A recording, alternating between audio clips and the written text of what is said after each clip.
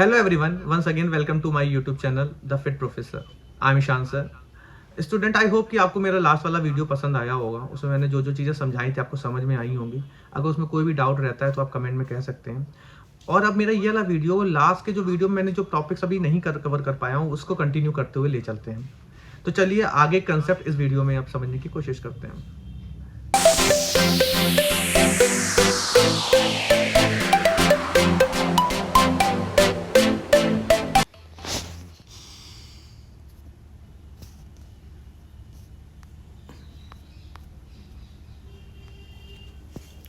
तो चलिए ये वाली पीपीटी स्टार्ट करते हैं. इसमें मैंने सारे इंपॉर्टेंट टॉपिक्स को कवर किया है इंश्योरेंस एंड रिस्क मैनेजमेंट की, क्योंकि ये लास्ट पीपीटी है. इसमें मैंने मतलब जो भी जितने भी इंपॉर्टेंट टॉपिक बचे थे वो मैंने सारे इसमें कवर कर लिए हैं. इसमें सबसे इंपॉर्टेंट टॉपिक है रेगुलेटरी अथॉरिटी जो है IRDAI और उसकी पावर ड्यूटीज़. और दूसरा टॉपिक है जो दूसरी यूनिटी है इवन पूरी, रिस्क आइडेंटिफिकेशन एंड मैनेजमेंट. तो ये मैंने दोनों इसमें एक्सप्लेन किए हैं, ध्यान से सुनिएगा. तो चलिए स्टार्ट करते हैं. सबसे पहला क्वेश्चन, तो चलिए स्टार्ट करते हैं. Explain the various proposal and policy forms used in general insurance. Highlight the scope of coverage for fire insurance, marine insurance and motor insurance. तो बेटा पहले तो मैं ये बता दूं कि जनरल इंश्योरेंस होते क्या हैं. जनरल इंश्योरेंस वो सारे इंश्योरेंस होते हैं जिसमें लाइफ इंश्योरेंस कवर नहीं होता, जिसमें लाइफ नहीं कवर होती है. तो general insurance provide coverage for non life risk such as property damage, theft, liability and accidents. To initiate a contract. अब आपको कोई कॉन्ट्रैक्ट करना है जनरल इंश्योरेंस का, तो उसके लिए दो फॉर्म होते हैं. एक होता है प्रपोजल फॉर्म और एक होता है पॉलिसी फॉर्म. तो to initiate contract, insurers and policy holder use proposal and policy forms which serve as legal binding agreement detailing the term and condition of the coverage. ठीक है ना. तो अब इसमें सबसे पहले प्रपोजल फॉर्म क्या होता है, क्योंकि जब भी इंश्योरेंस करना होगा तो सबसे पहले प्रपोजल फॉर्म आएगा. ये पॉलिसी होल्डर अपने आप फिल करता है, उसमें मतलब सब लिखा होता है, उसमें उसकी सारी डिटेल्स होती हैं. और फिर पॉलिसी फॉर्म आता है जो इंश्योरेंस कंपनी फिर इशू करती है. तो देखिए इसमें क्या होता है. Proposal form use by policy holder to propose insurance contain detail like personal information, property description, nature of the risk and past claim history. जैसे कि आपका नाम, एड्रेस, आपकी एज, ये सारी डिटेल जो आप जाती हैं एक फॉर्म में, नहीं आप सारी डिटेल देते हो, वो आपकी प्रपोजल फॉर्म में होती है. उसमें आपने आपको कार का इंश्योरेंस कराया तो कार का नंबर, कार का मॉडल, सारी चीज़ें, और जो आपकी पास्ट क्लेम हिस्ट्री है वो सब दी होगी.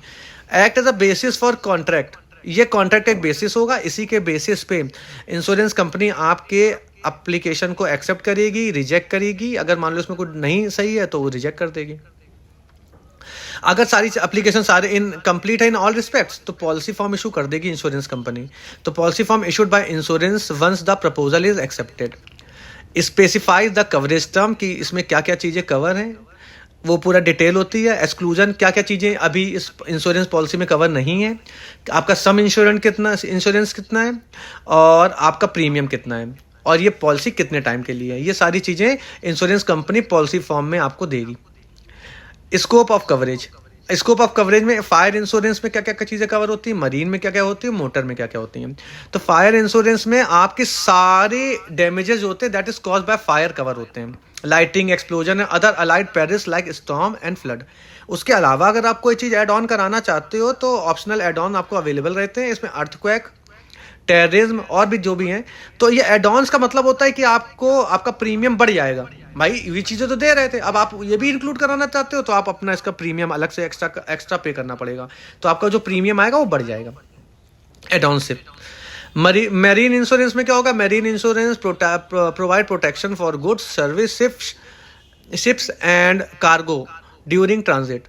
इट इंक्लूड हल इंश्योरेंस. हल में शिप का इंश्योरेंस होता है और कार्गो में फ्रेट का, भाड़े का.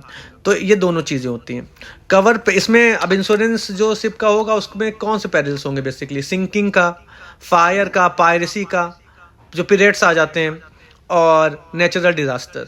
ये सारी चीज़ें मरीन इंश्योरेंस में कवर होंगी, जो कि पॉसिबिलिटीज़ हैं कि जर्नी में ये सब फेस करनी पड़ सकती हैं. थर्ड है मोटर इंश्योरेंस. मोटर इंश्योरेंस दो तरह का होता है. एक होता है थर्ड पार्टी इंश्योरेंस, एक होता है कंप्रिहेंसिव इंश्योरेंस. जैसे जो लोग अपनी कार आर का कराते हैं तो कंप्रहेंसिव कराते हैं, जिसमें टॉप टू बॉटम कवर होती है, उसमें सारे जो डैमेज होते हैं व्हीकल के वो सारे कंपनी, अगर मान लो कोई नुकसान होता है तो वो इंश्योरेंस कंपनी पे करती है, शीशा टूट जाए या दरवाजे में कुछ हो जाए, तो ये कंप्रहेंसिव होती है जिसमें टॉप टू बॉटम कवर होता है। थर्ड पार्टी इंश्योरेंस क्या होता है? अगर थर्ड पार्टी इंश्योरेंस बेसिकली बहुत सारे लोग मोटरसाइकिल में, तो मैंने सुना है, इसमें क्या होता है, अगर मान लीजिए एक्सीडेंट हो जाता है बाइक का और बाइक के साथ कोई थर्ड पर्सन है वो इंजर्ड हो जाता है या उसकी कोई ज़्यादा सीवियर डिसीज हो जाती, मतलब डेथ हो जाती है, तो उसको जो क्लेम देना होता है वो इंश्योरेंस कंपनी देती है। इसको कहते हैं थर्ड पार्टी इंश्योरेंस। और कंप्रहेंसिव में क्या होता है, आपकी गाड़ी, आप और थर्ड पार्टी सब कोई कवर होता है। तो इसमें भी ऑप्शनल एड ऑन्स होते हैं, जो इंजन को protection, road side assistance. Road side assistance क्या होता है, मान लीजिए रास्ते में आप हाईवे पे हो, गाड़ी में आपके कोई प्रॉब्लम आ गया, खड़ी है वहाँ पे गाड़ी, तो आप क्रेन मंगाओगे, क्रेन से उस गाड़ी को सर्विस सेंटर तक पहुँचाओगे, तो उसमें जो भी खर्चा होगा सब इंश्योरेंस कंपनी बियर करेगी। And zero dep. नेक्स्ट पे आते हैं, लिखा है discuss the various kind of miscellaneous insurance available and the classes of insurance requiring specialised knowledge such as industrial, all risk aviation and oil and gas insurance. तो देखिए miscellaneous insurance है और फिर स्पेशलाइज्ड नॉलेज वाले, दो तरह के हैं। तो मिसलेनियस इंश्योरेंस में क्या होगा, मिसलेनियस इंश्योरेंस में बेटा फायर, मरीन और मोटर तो डिस्कस कर चुके, उसके अलावा कौन से हैं, तो एक हेल्थ इंश्योरेंस है। तो health insurance cover medical expenses, hospitalisation and critical illness. दूसरा होता है personal accident insurance, provide compensation for accidental injuries, disability और डेथ। पर्सनल एक्सीडेंट इंश्योरेंस है। ट्रैवल इंश्योरेंस क्या होता है, ट्रैवल इंश्योरेंस मतलब आप किसी ट्रैवल जर्नी में जा रहे हो, अब आपका बैगेज होता है, आपकी फ्लाइट होती है, आपके टिकट्स होते हैं, टिकट कैंसिल हो जाए तो आपको भाई दूसरे टिकट कराने पड़ेंगे या कुछ दिक्कत हो जाए, तो ये सारे एक्सपेंसेस ना इंश्योरेंस कंपनी बियर करती है अगर आपने ट्रैवल इंश्योरेंस कराया है तो। जैसे मेडिकल इमरजेंसी, बैगेज का लॉस्ट हो गया, तो ये सब। लाइबिलिटी इंश्योरेंस, ये बेसिकली इस उन लोगों की होता है जैसे किसी का लीगल सूट चल रहा है, उसमें मतलब जब कोई केस चल रहा है तो केस के तो दोनों चांसेस हो सकते हैं ना, आपके फेवर में भी आ सकता है, आपके अगेंस्ट भी आ सकता है। तो अगर आपको चांसेस ये लग रहे हैं कि आपके अगेंस्ट आएगा तो आप इंश्योरेंस ले लीजिए, लाइबिलिटी इंश्योरेंस। अगर अब उसके बाद आपका अगेंस्ट में आता है डिसीजन, तो आपका जो भी क्लेम निकल के आएगा वो इंश्योरेंस कंपनी पे करेगी। और बल्जरी इंश्योरेंस तो आपका थेफ्ट से रिलेटेड होता है, तो कवर लॉसेज ड्यू टू बल्जरी और थेफ्ट इन कमर्शियल और रेजिडेंशियल प्रेमाइसेस। नेक्स्ट है स्पेशलाइज्ड इंश्योरेंस क्लासेस। ये बहुत ही इंपॉर्टेंट है और इसमें क्या है कि ये बहुत ही अलग तरीके से होता है। जैसे क्या, और इंडस्ट्रियल ऑल रिस्क इंश्योरेंस, ये जो ये इंश्योरेंस कंपनी ये करती है ना, वो काफ़ी कैश वैल्यू होनी चाहिए, ठीक है ना, क्योंकि ये बहुत बड़े लेवल पे इंश्योरेंस होते हैं। फॉर एग्जांपल कोई फैक्ट्री है, कोई कंपनी है, उसका इंश्योरेंस करना तो बहुत ही बड़ी बात हो गई ना। तो एक comprehensive coverage for industrial units including property damage and business interruptions. इसमें क्या होता है, required understanding of machinery, production process and operation. अब मान लो आपको किसी फैक्ट्री का इंश्योरेंस करना है, अब कोई प्लांट है 10 करोड़ का, 20 करोड़ का, 50 करोड़ का, तो अब उसका इंश्योरेंस करने का मतलब आपको टेक्निकल नॉलेज होनी चाहिए ना, फैक्ट्री और सब प्रेमाइसेस की, कैसे प्लांट कैसे होते हैं। तो उसके लिए एक टेक्निकल टीम होती है, वो जाके पहले सर्वे करेगी, उस हिसाब से फिर प्रीमियम डिसाइड होता है। इसी तरह एविएशन इंश्योरेंस, आप सोच लिया एविएशन एयरक्राफ्ट का होता है, तो हर कंपनी तो नहीं कर पाएगी ना, इसके लिए भी एक टेक्निकल नॉलेज होनी चाहिए, specialised. It cover aircraft, passenger, third party liabilities and crew members. इसके लिए क्या होता है, specialised due to technical knowledge of aviation law, flight operation and एयर वर्दीनेस। ये सारी चीज़ें आपको नॉलेज होनी चाहिए, एक टेक्निकल टीम होनी चाहिए जो आपको बताए कि एयरक्राफ्ट के इंश्योरेंस के लिए क्या प्रीमियम बन सकता है और सारी चीज़ों को चेक कर ले। अब एयरक्राफ्ट में दिक्कत है तो कितना बड़ा खर्चा आएगा, तो इसलिए इन सब के लिए एक टेक्निकल टीम होती है। Oil and gas insurance provide coverage for risk in exploration, production, transportation of oil and gas. सोचो कितना बड़ा लेवल पे होगा। तो it include research, equipment failure, environment damage and operational down time. तो इन सब चीज़ों को कवर करने के लिए जो इंडस्ट्रीज़ को स्पेशलाइज सेक्टर दिए गए हैं उन्हें स्पेशलाइज इंश्योरेंस कहा जाता है।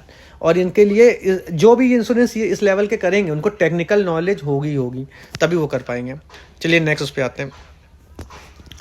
Describe the regulatory provision under the Insurance Act 1938 and IRDA Act 1999. Explain the underwriting practice, procedure and classification of hazard in insurance. अब ये बहुत इंपॉर्टेंट है क्योंकि रेगुलेटरी प्रोविजंस आ गए हैं। तो देखिए रेगुलेटरी प्रोविजन सबसे पहला तो इंश्योरेंस एक्ट 1938 में आया था, that govern insurance operation in India. and ensure solvency and financial stability of insurer. Insurance act 1938 में आया था जब बिफोर द इंडिपेंडेंस। तो इसका मेन काम था कि यहाँ पे अपनी कंट्री में इंश्योरेंस को थोड़ा मतलब प्रमोट करना, तो govern insurance operation in India, और सॉल्वेंसी और फाइनेंशियल स्टेबिलिटी ऑफ इंश्योरर, मतलब कंपनी को देखना कि उनकी सॉल्वेंसी सही है कि नहीं, जो इंश्योरेंस कर रही हैं वो मतलब इनफ सफिशिएंट फंड रखती हैं कि नहीं रखती हैं। इसमें क्या इनके मेन काम थे, licensing of insurance, regulation banana premium के लिए क्या होंगे, अपॉइंटमेंट करना इंश्योरेंस एजेंट्स को, एक्सेट्रा। उसके बाद 1999 में IRDA एक्ट आया। IRDA एक्ट ने सबसे पहला जो सबसे बड़ा बेंचमार्क सेट किया, उसने IRDAI बनाई, establish the insurance regulatory and development authority of India, IRDAI। ठीक है, इस IRDAI एक अथॉरिटी होती है जो इंश्योरेंस सेक्टर के सारे कामों को मेजर करती है, मॉनिटर करती है और इंश्योर करती है कि फेयर प्रैक्टिस हो। तो mandate protection of policy holder, ये कि शेयर जो इंश्योरेंस ले रहे हैं उनके सारे जो राइट्स हैं वो प्रोटेक्ट रहें। प्रमोट कंपटीशन, जो इंश्योरेंस कंपनी वो जस्टिफाइड पैसा रखें इंश्योरेंस प्रीमियम का, और fair practice. Regulate insurer, agent and broker, इनके रूल्स एंड रेगुलेशन बनाना। अब underwriting practice and procedure, insurance company underwriting क्या होता है, to determining the premium and term of insurance policy. ये कौन डिसाइड करेगा, इंश्योरेंस कंपनी। तो उसको क्या क्या करना पड़ेगा, सबसे पहले स्टेप ऑफ अंडर राइटिंग का पहले रिस्क असेस करो कि जो तुम इंश्योरेंस वो ले रहे हैं उसका रिस्क क्या है। अब सोचो कोई एक बंदा है जिसकी एज 30 साल है और एक बंदा है जिसकी 40 साल है, तो 40 साल की जो लाइफ का अगर इंश्योरेंस या हेल्थ इंश्योरेंस तो उसमें रिस्क ज़्यादा है, तो उसका प्रीमियम भी ज़्यादा होगा। तो ये रिस्क असेस करते हैं बेस्ड ऑन जो फॉर्म दिया आपने प्रपोजल फॉर्म, उसकी डिटेल के बेसिस पे। फिर एवेल्युएटिंग क्लेम हिस्ट्री, ये देखते हैं कि आपने पिछले जो इंश्योरेंस ले रखे हैं तो उसमें क्लेम लिया है कि नहीं लिया है। अगर आपने क्लेम नहीं लिया होता है तो आपका प्रीमियम ऑटोमेटिकली रिड्यूस हो जाता है, क्योंकि उन्हें लगता है कि हाँ ये अपनी प्रॉपर्टी का ढंग से ध्यान रखते हैं। Deciding coverage limit and exclusion, और सब बताना कि क्या कितनी लिमिट है हमारी, क्या क्या हम कवर करेंगे और क्या क्या हमारे एक्सक्लूजन हैं। अब नेक्स्ट है क्लासिफिकेशन ऑफ हैजार्ड। हैजार्ड माने होता है नुकसान किसी भी तरीके का। तो हैजार्ड दो तरह के होते हैं, फिजिकल हैजार्ड और मॉरल हैजार्ड। फिजिकल हैजार्ड होता है जो विजिबल होता है, जो चीज़ों में होता है, जैसे बिल्डिंग में हो गया, फायर प्रॉन मटीरियल हो गया, मशीनरी डिफेक्ट्स हो गए, ये तो फिजिकल हैजार्ड है कि नहीं, ये तो जस्टिफाइड है कि ये तो गलतियां, ये तो कमियां होंगी। मॉरल हैजार्ड क्या होता है, अगर कोई इंटेंजिबल होते हैं, अगर मान लो पॉलिसी होल्डर है, बिहेवियर ही उसका सही नहीं है, मान लो वो फ्रॉड करने के इंटेंशन से है, लापरवाही करने के इंटेंशन से है, तो नुकसान होना ही है। तो इन सारी चीज़ों को भी मेजर किया जाएगा, ठीक है ना। By understanding these regulatory framework and under writing process, insurer can ensure effective risk management and policy holder satisfaction, और फिर इस बेसिस पे वो प्रीमियम और बाकी सारी चीज़ें डिसाइड करेगा। चलिए अगला क्वेश्चन है, what are the power, function and duties of IRDA। बहुत इंपॉर्टेंट है ये। The insurance regulatory and development authority of India, IRDAI, 1999 में IRDA एक्ट के अंदर इस्टेब्लिश हुई थी। इसका मेन काम क्या है, इंडिया में प्रमोट करना और रेगुलेट करना इंश्योरेंस सेक्टर को, और उसका प्राइमरी ऑब्जेक्टिव है इस सेक्टर को ग्रोथ देना, साथ ही साथ पॉलिसी होल्डर्स का इंटरेस्ट को प्रोटेक्ट करना। पावर्स के 4 तरह के होते हैं, regulatory power, supervisory power, disciplinary power and adjudicatory power. Regulatory power क्या होते हैं, इनका रूल्स एंड रेगुलेशन बनाना होता है। देखो इनके पास इतनी पावर होती है कि किसी भी इंश्योरेंस कंपनी को लाइसेंस दे सकते हैं, उनका रिन्यू कर सकते हैं, अगर नहीं सही से काम करी तो सस्पेंड और कैंसिल भी कर सकते हैं, ठीक है ना। और जो भी इंश्योरेंस कंपनी पॉलिसीज लाती है, जैसे पॉलिसीज मतलब आप समझ लो, जीवन सरल एक पॉलिसी है, जीवन सुगम दूसरी पॉलिसी LIC की। तो ऐसी जो भी पॉलिसी इंश्योरेंस सेक्टर की होती हैं उनको ये चेक करते हैं कि वो अच्छी हैं पॉलिसी होल्डर के हिसाब से कि नहीं, तो फिर उनको अप्रूव भी देते हैं। तो approving insurance product term and condition before their introduction to the market. Second है supervisory power, monitoring financial solvency and performance of insurance. Check करते हैं कि जो इंश्योरेंस कंपनी इंश्योरेंस कर रही हैं वो फाइनेंशियल सॉल्वेंट हैं कि नहीं है, उनमें कोई कमी तो नहीं है। उनके यहाँ इसके लिए वो ऑडिट करती हैं, उनके यहाँ इंस्पेक्शन करती हैं और इन्वेस्टिगेशन भी करती हैं। डिसिप्लिनरी पावर, अगर मान लो कोई इंश्योरेंस कंपनी रूल्स रेगुलेशन से फॉलो नहीं कर रही है तो उनको पेनल्टी इंपोज करना, कोई वायलेशन कर रही है तो पेनल्टी इंपोज करना, पैनल कंसिक्वेंसेज जो होते हैं वो सारे इंपोज करती है। इशूइंग डायरेक्टिव, और इंश्योरेंस कंपनी डायरेक्शंस भी दे सकती है कि इस तरह से अपने काम को करेक्ट करिए आप। एजुडिकेटरी पावर, और अगर मान लीजिए डिस्प्यूट होता है तो उसको सॉल्व करने के लिए भी इसके पास अथॉरिटी होती है, तो resolving dispute between the insurers and policy holders. और अगर डिस्प्यूट और ज़्यादा नहीं सॉल्व हो रहा है तो उसको आगे हायर अथॉरिटी को फॉरवर्ड करने का भी पावर है इसके पास। तो देखिए फंक्शन क्या होगा, फंक्शन यही होगा, regulation of industrial sector, insurance sector, तो framing rules and regulation as per the insurance business and insuring compliances, जो दोनों एक्ट जो प्रीवियस एक्ट है 1938 इंश्योरेंस एक्ट और IRDA एक्ट 1999 से अप्रूव होने चाहिए। Policy holder protection, safeguard policy holder interest, उनको भी भाई जो उनका क्लेम सेटलमेंट हो सही से, उनको सही से प्रीमियम मिले, और एजुकेट करते रहो कस्टमर्स को about their policies, rights and responsibilities. तो जैसे जागो ग्राहक जागो नहीं अपने राइट्स के बताते वैसे। नेक्स्ट है थर्ड है promotion of insurance penetration, encourage insurers to offer अच्छी अच्छी पॉलिसीज आप और लाइए जिससे सोसाइटी का वेल अपलिफ्टमेंट हो। फोर्थ है approval of product and premium, जो भी आपको प्रीमियम देना है तो एक बार ये अप्रूव करती है IRDA की प्रीमियम क्या होना चाहिए, उनके लिए फेयर होना चाहिए पॉलिसी होल्डर्स के लिए एक्सेट्रा। और री इंश्योरेंस के भी, जैसे री इंश्योरेंस क्या होता है, अगर एक इंश्योरेंस कंपनी ने किसी एक चीज़ का इंश्योरेंस किया, अब उसको लग रहा है कि नहीं यार ये इंश्योरेंस का एक बहुत बड़ा अमाउंट है, तो वो किसी दूसरी इंश्योरेंस कंपनी को भी अप्रोच कर सकती है कि आओ शेयर कर लें। तो जब एक इंश्योरेंस कंपनी दूसरी इंश्योरेंस कंपनी को अप्रोच करती है किसी इंश्योरेंस में पार्टिसिपेट करने के लिए, तो उसे री इंश्योरेंस कहते हैं। तो ये रूल्स एंड रेगुलेशन री इंश्योरेंस के लिए भी IRDA बनाती है। अब ड्यूटीज़ क्या है इसकी, development of insurance market, country में इंश्योरेंस मार्केट को डेवलप करना, प्रमोट करना, इंश्योरेंस को सारी फैसिलिटीज़ प्रोवाइड कराना etcetera. Insuring financial stability, check करना कि जो पॉलिसी होल्डर है उनको उनके इंटरेस्ट प्रोटेक्ट रहें, इंश्योरेंस जो इंश्योरेंस कंपनी इंश्योरेंस कर रही है वो स्टेबल होनी चाहिए, वो सॉल्वेंट होनी चाहिए। पॉलिसी फॉर्मेशन, गवर्नमेंट को एडवाइस करना कि इंश्योरेंस सेक्टर में अगर मान लो कोई मतलब इम्प्रूवमेंट नीडेड है तो उसके लिए सरकार को बताते हैं, जैसे फाइनेंस मिनिस्टर को बताया जाता है तो वो अपने बजट में इस तरह से उनके लिए अमेंडमेंट्स लाती हैं। ट्रेनिंग एंड सर्टिफिकेट, जितने ब्रोकर हैं, एजेंट है, इंश्योरेंस कंपनी है, उनको ट्रेन करना, उसका सर्टिफिकेट देना, सर्टिफाई करना। और हैंडलिंग, अगर मान लो कोई दिक्कत आती है तो handling the grievance, providing mechanism to address the complaint through integrated grievance mechanism system. कोई डाउट हो तो आप इनसे पूछ सकते हो। चलिए अब इसके आगे देखते हैं।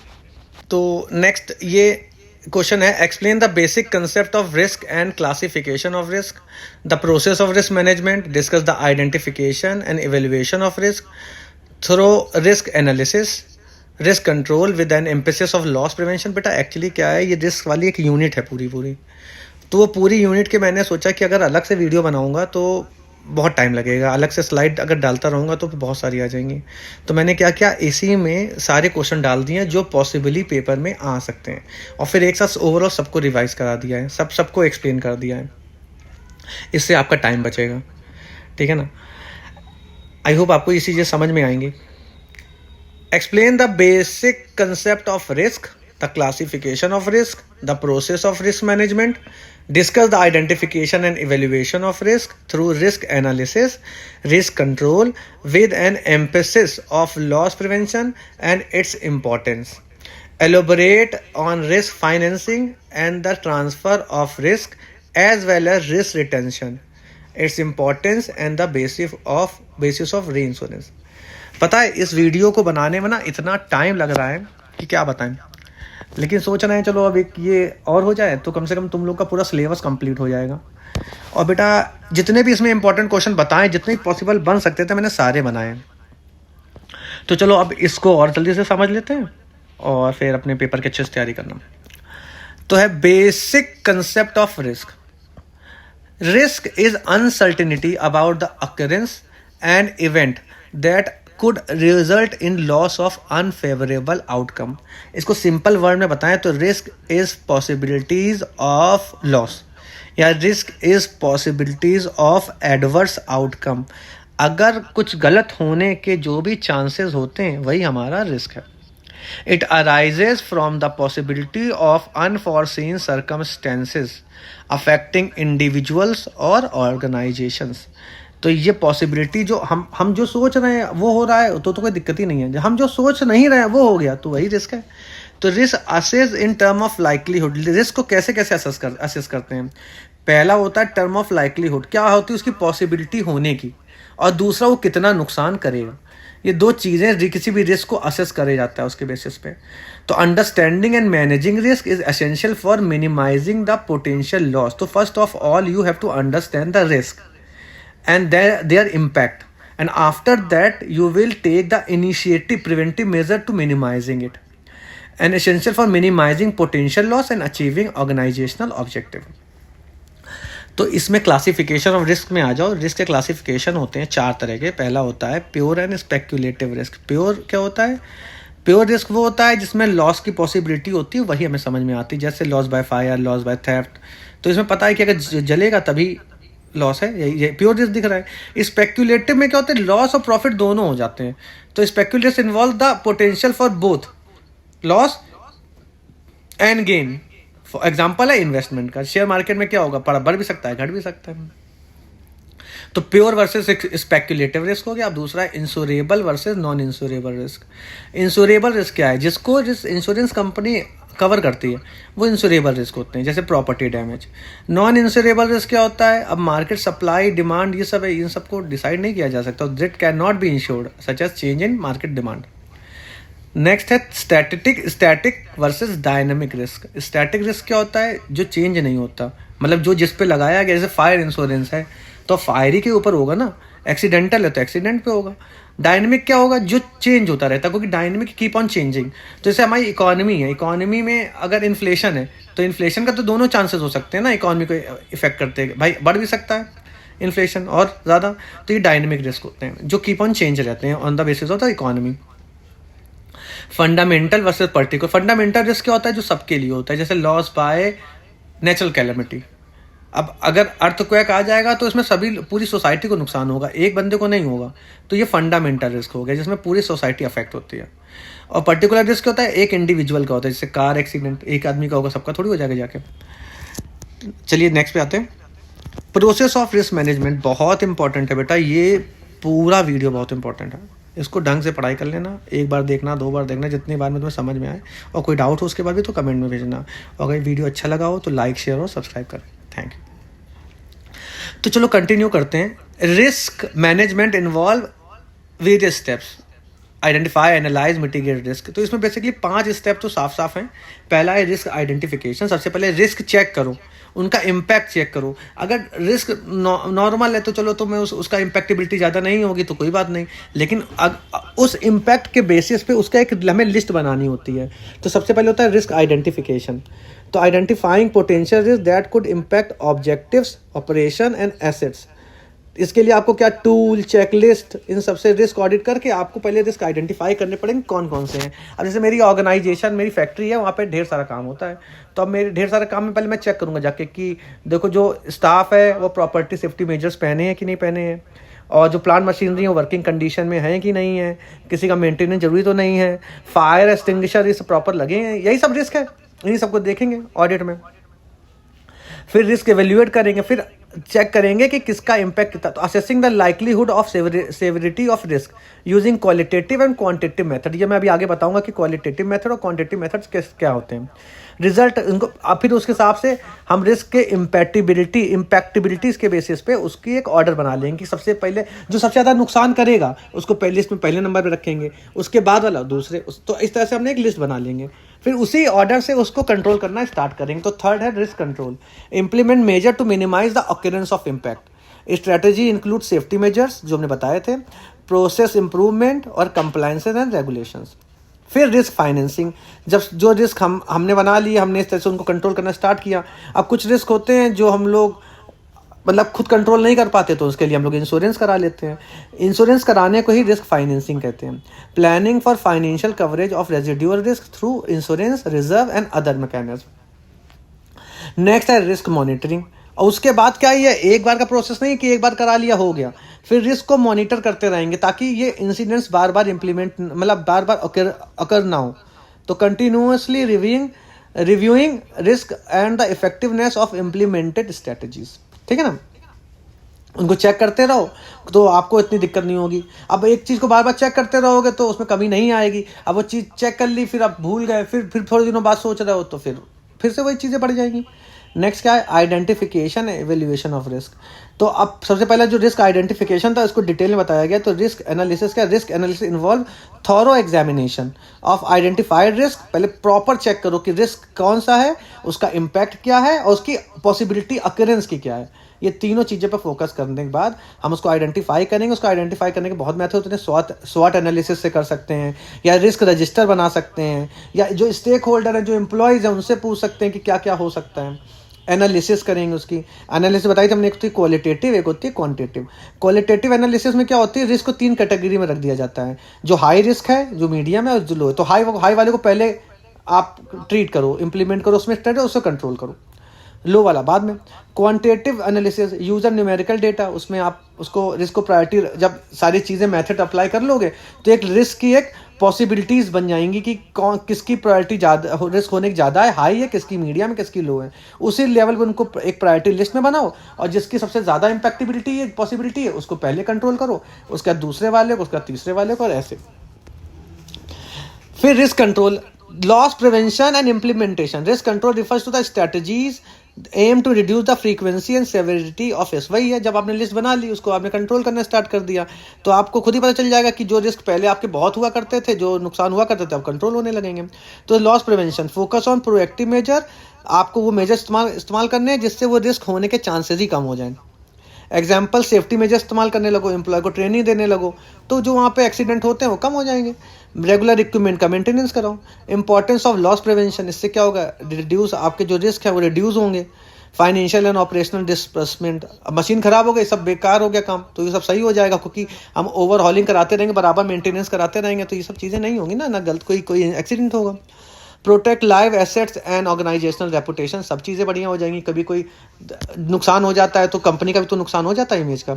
इंश्योर रेगुलेटरी कंप्लाइंसेस, और अगर कभी कोई मतलब एकदम से इंस्पेक्शन होने लगेगा तो उसमें भी आप लोग सेफ रहोगे, क्योंकि चेक करेंगे तो सारी चीज़ें अप टू द मार्क मिलेंगी। नेक्स्ट क्या है, risk financing and risk transfer.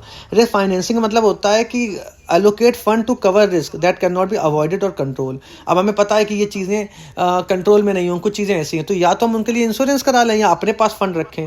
तो इन दोनों सिचुएशन को रिस्क फाइनेंसिंग और ट्रांसफर ऑफ रिस्क कहते हैं। This include self insurance reserve, अपने पास पैसा रखो ताकि वो चीज़ हो तो हम खुद सही कर लें, और transferring risk to another entity, इसको इंश्योरेंस कहते हैं।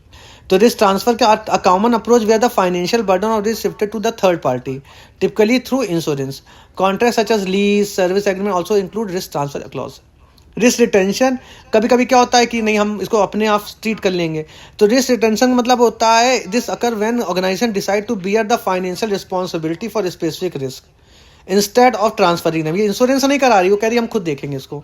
इसके फ़ायदे भी हैं। इसके फ़ायदे क्या हैं, एक तो आपको इंश्योरेंस प्रीमियम नहीं देना पड़ेगा, दूसरी चीज़ आपका जो मैनेजमेंट है वो माइनर रिस्क को मैनेज करने के लिए वो हो जाएगा, मतलब परफेक्ट हो जाएगा। Save cost and unnecessary insurance manager for manageable risk, ठीक है ना। री इंश्योरेंस बहुत ही इंपॉर्टेंट चीज़ है।